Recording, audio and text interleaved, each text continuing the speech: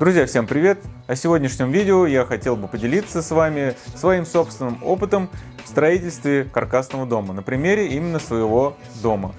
Цель у меня построить именно правильный каркасник, и хоть я и обратился к ребятам, которые знают свое дело в строительстве каркасных домов, но тем не менее я изучил все узлы после приобретения проекта будущего дома, поспрашивал у друзей, которые строят каркасники, как правильно и что делать, а также поизучал информацию в интернете. Поэтому, впитав эту информацию в себя, теперь я готов поделиться ею с вами. Для профессионалов эти вещи, скорее всего, будут очевидными, но, тем не менее, я и не считаю свое видео обучающим. Это лишь мои личные наблюдения и мой личный опыт. Дом будет одноэтажный, размером не 9 на 17. При этом жилая зона 14 на 7,5 метров. Остальное терраса и летняя кухня вместо беседки. За основу был взят вот такой проект, который я немного видоизменил в SketchUp, оставив все основные элементы. Еще зимой я вкрутил сваи, а работу доверил, на мой взгляд, одной из лучших компаний в этом деле. Это КЗС, Королевский завод свай. Монтаж 39 свай был выполнен за один день специальным свайкрутом. Мне очень понравилось. Да, лента или плита, возможно, лучше, но не всем она подходит. У меня перепад 50 см, и поэтому мне бы это обошлось сильно дороже. Но стоит понимать, что плита — это, грубо говоря, уже черновой пол, на который монтируется стяжка теплого пола и финишное покрытие, а вот сваи далеко не черновой пол. Сваи при необходимости следует обвязать уголком, если торчат выше 50 см от земли. Также их желательно обкопать и покрыть мастикой для лучшего сохранения. Я сразу подготовил закладные под воду, остальные коммуникации будут потом.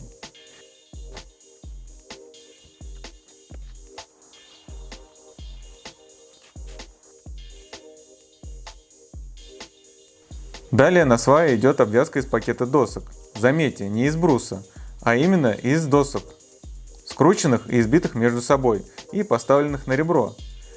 Далее идет лобовая доска с лагами пола. Далее брусок и листовой материал, который и будет черновым полом. Почему не брус на обвязке? Да потому что для каркасника необходимо использовать доску камерной сушки, а брус вам никто, как полагается, не высушит, и со временем есть вероятность, что его будет крутить, и он будет лопаться, создавая ненужные мостики холода.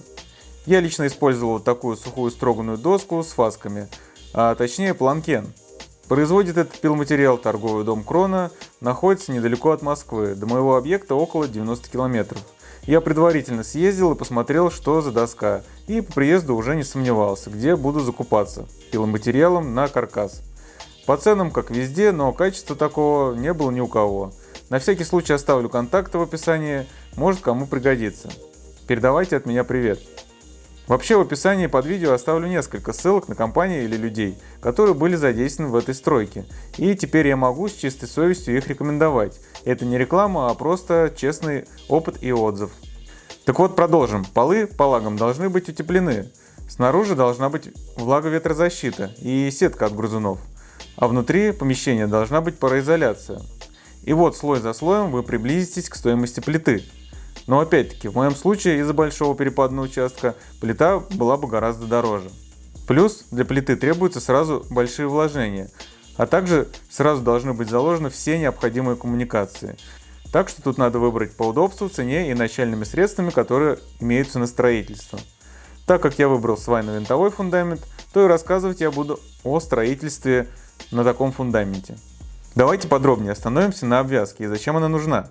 Обвязка каркасного дома является связующим элементом здания на столбчатом или свайном фундаменте.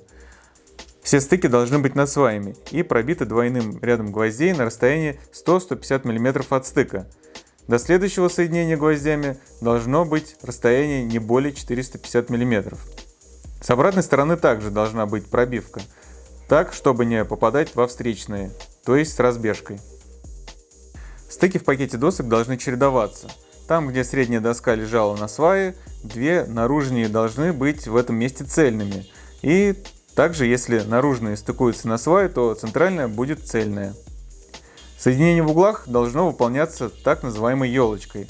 На стыках тоже, вот таким образом. Щелей и зазоров быть не должно.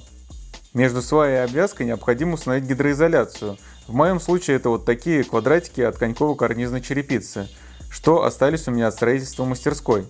Крепление обвязки к головкам выполняется глухарями 8х90 с шайбой, не менее 2 штук на сваю.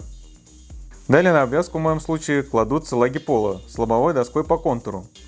То есть лаги пола попадают на 2 доски обвязки, и лобовая доска стоит на наружной доске обвязки. Для соединения досок в каркасе, стен и перекрытий используется принцип не менее 1 гвоздя на каждые 5 см ширины доски.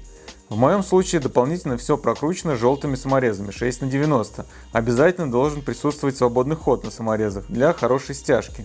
Использовать черные каленые саморезы в качестве основного крепежа не допускается во всех элементах каркаса, так как они могут запросто отщелкнуть, что очень плохо, согласитесь. Также отдельное внимание стоит уделить утеплению. По факту каркас дома у меня уже стоит и обшит снаружи ОСП с перехлестным утеплением 50 мм. Но чтобы не делать ролик сильно затянутым, сегодня речь будет только про нижнюю часть дома, обвязка и лаги пола. Оказалось много нюансов, что получается отдельное видео.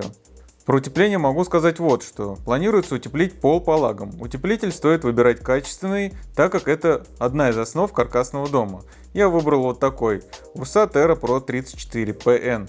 Его выбирают и любят многие строители-каркасников. С ним удобно работать. В одной пачке почти куб утеплителя.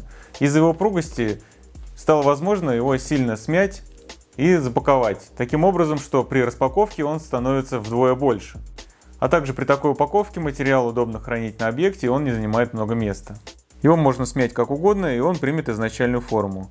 Также он практически не пылит.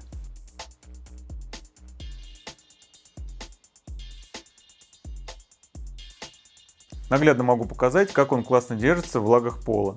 Вот я вставляю утеплитель, как вы видите, он держится спокойно. Под собственным весом не падает. Для эксперимента положил кусок доски 50 на 200. Как вы видите, утеплитель до сих пор не упал. Так, продолжим. После утепления идет обрешетка для листового материала с прокладкой некоторых коммуникаций. Листовой материал я, скорее всего, буду использовать фанеру или квикдек. Далее, скорее всего, будет пенополистирол 2 или 3 см, прокладка труб теплого пола и полусухая стяжка.